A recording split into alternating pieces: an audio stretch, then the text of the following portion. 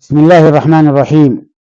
لما حضرت وفاة الفضيل بن عياض غشي عليه ثم آفاق وقال: يا بعد سفري ويا قلة زادي.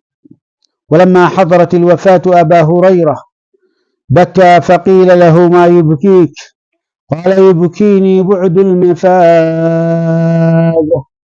وقلة الزاد وضعف اليقين والعقبة الكؤود التي منها المهبط إما إلى الجنة وإما إلى النار.